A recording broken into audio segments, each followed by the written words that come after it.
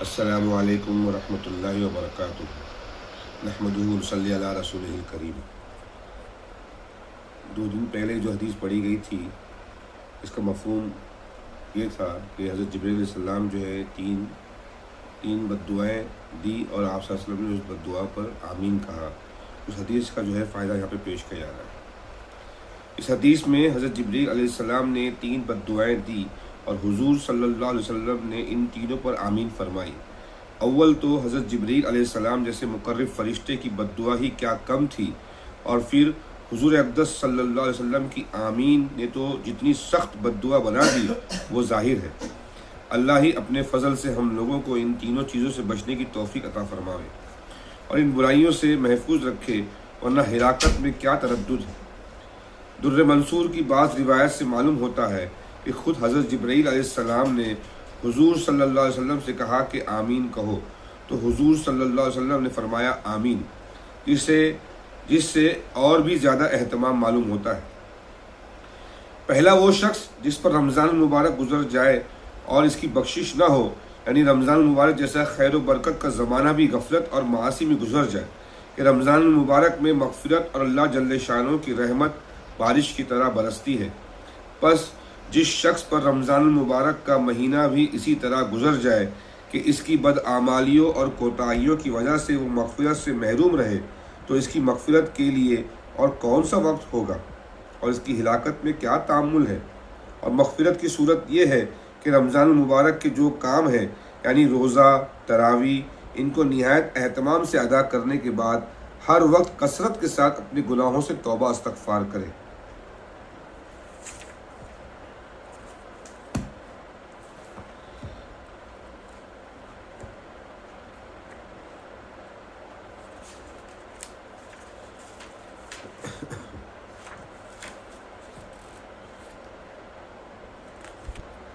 روزے کے مسائل۔ روزے کی حالت میں انہیلر کا استعمال کرنا۔ دمہ کے مریض انہیلر استعمال کرتے ہیں، اس کو منہ کے پاس لا کر پچکاری کی طرح دباتے ہیں، جس سے خشک پاؤڈر کی طرح نکلتا ہے۔ حلق میں اس دوا کا ذائقہ بھی محسوس ہوتا ہے، پھیپھڑوں کو سکون بھی ملتا ہے، اس سے روزہ ٹوٹ جائے گا۔ اگر کوئی دمہ کا مریض روزہ رکھے پھر اچانک انہیلر لینے کی شدید ضرورت محسوس ہو کہ انہیلر نہ لینے سے جان کا خطرہ ہو یا بیماری بڑھ جائے گی، تو انہیلر استعمال کرنا جائز ہے۔ البتہ انہیلر استعمال کرنے سے روزہ ٹوٹ جائے گا، بعد میں قضا لازم ہے، کفارہ لازم نہیں۔ بواسیر کے اندرونی مسوں پر دوا لگانا۔ بواسیر کے اندرونی مسوں پر مرہم یا دوا لگانے سے روزہ ٹوٹ جائے گا، مگر جو مسے باہر رہتے ہیں ان پر دوا لگانے سے روزہ نہیں ٹوٹے گا۔ کلی کرتے وقت حلق میں پانی چلا گیا۔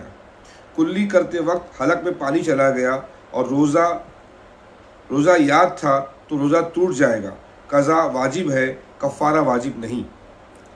روزے کی حالت میں بیوی سے بوس و کنار کا حکم۔ کسی نے روزے کی حالت میں اپنی بیوی کا بوسہ لیا یا اس کے ساتھ چمٹا مگر جمع صحبت نہیں کیا، تو اس کا روزہ اس وقت ٹوٹے گا جبکہ اس کو انزال یعنی منی نکل آئے۔ منی نکلنے پر اس روزے کی قضا لازم ہوگی، کفارہ لازم نہ ہوگا، اور اگر منی نہ نکلے تو روزہ نہیں ٹوٹے گا، قضا اور کفارہ کچھ لازم نہ ہوگا۔ روزے کی حالت میں بیوی سے جمع کا حکم۔ روزے کی حالت میں اپنی بیوی کے ساتھ جمع صحبت کرنے سے روزہ ٹوٹ جاتا ہے، چاہے منی نکلے یا نہ نکلے، دونوں صورتوں میں قضا اور کفارہ لازم ہوگا۔ کفارہ صوم۔ روزے کے توڑنے کا کفارہ یہ ہے کہ غلام یا باندی آزاد کرے۔ اگر یہ ممکن نہ ہو، جیسا کہ آج کے زمانے میں ممکن نہیں ہے، تو لگاتار 2 مہینے کے روزے رکھے، درمیان میں ایک دن بھی نہ چھوٹے۔ اگر ایک بھی دن چھوٹ گیا تو اثر 2 مہینے کے روزے رکھنے ہوں گے۔ اگر اس کی طاقت نہ ہو تو 60 مسکینوں کو دونوں وقت پیٹ بھر کر کھانا کھلائے۔ جس میں 60 دن روزہ رکھنے کی طاقت ہوگی، اس کو 60 مسکینوں کو دونوں وقت کھانا کھلانا کافی نہ ہوگا، بلکہ روزہ رکھنا ہی ضروری ہے۔ تراویح کے مسائل۔ نماز وتر۔ دعائے قنوت پوری ہونے سے پہلے امام نے رکوع کر دیا۔ ابھی مقتدی دعائے قنوت پوری نہیں کر پایا تھا کہ کہ امام دعائے قنوت پڑھ کر رکوع میں چلا گیا تو مقتدی کو چاہیے کہ اپنی دعائے قنوت چھوڑ کر امام کے ساتھ رکوع میں چلا جائے۔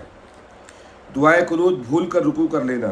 وطر میں دعائے قنوت پڑھنا بھول جائے اور رکوع میں چلا جائے تو دعائے قنوت کے لیے قیام کی طرف لوٹنے اور دعائے قنوت پڑھنے کی ضرورت نہیں، بلکہ بہتر ہے کہ دعائے قنوت چھوڑ دے اور آخر میں سجدہ سہو کر دے، کیونکہ دعائے قنوت واجب ہے اور واجب بھول سے چھوٹ جانے سے سجدہ سہو واجب ہوتا ہے۔ لیکن اگر رکوع کے بعد دعائے قنوت پڑھنے کے لیے دوبارہ قیام کی طرف لوٹ گیا تو اب دعائے قنوت پڑھ کر سیدھا سجدے میں چلا جائے، دوبارہ رکوع نہ کرے، اس لیے کہ رکوع کے بعد دعائے قنوت پڑھنے سے پہلا رکوع باطل نہیں ہوتا۔ میں اس کو دوبارہ پڑھ دیتا ہوں۔ وطر میں دعائے قنوت پڑھنا بھول جائے اور رکوع میں چلا جائے تو دعائے قنوت کے لیے قیام کی طرف لوٹنے اور دعائے قنوت پڑھنے کی ضرورت نہیں، بلکہ بہتر ہے کہ دعائے قنوت چھوڑ دے اور اخیر میں سجدہ سہو کر دے، کیونکہ دعائے قنوت واجب ہے اور واجب بھول سے چھوٹ جانے سے سجدہ سہو واجب ہوگا۔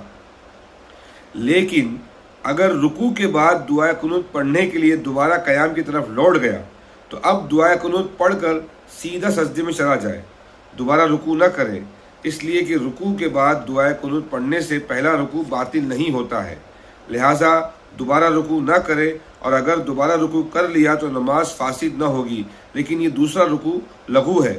اس دوسرے رکوع میں کوئی شخص شریک ہو تو وہ اس رکعت کا پانے والا شمار نہ ہوگا، اس لیے کہ تیسری رکعت کا اصل رکوع تو وہ ہے جو دعائے قنوت سے پہلے کیا گیا، یہ بعد میں کیا جانے والا رکوع لغو ہے اور آخر میں سجدہ سہو کرنا ہوگا، کیونکہ دعائے قنوت کو اس کی اصل جگہ رکوع سے پہلے پڑھنا چھوڑ دیا گیا تھا۔ صدق اللہ العظیم۔